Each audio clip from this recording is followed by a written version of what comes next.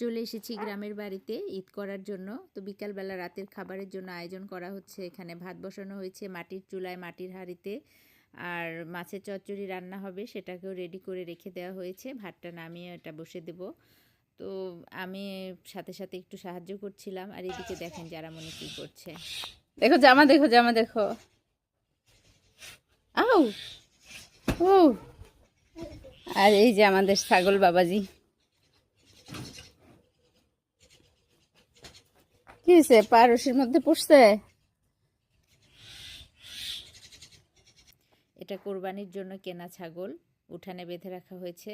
আর গোয়াল ঘরের মধ্যে এই যে গরুটা কি সুন্দর না, এটাও আমাদের কুরবানির গরু। ছোট্ট এই ভিডিওতে আপনাদের সঙ্গে অনেক কিছু শেয়ার করেছি, আমাদের গ্রামে আসা গরু ছাগল, আমাদের রান্না বান্না। তো কেমন লাগলো আপনাদের কাছে অবশ্যই কিন্তু জানাবেন। আর এই খাবারটা অসাধারণ ছিল।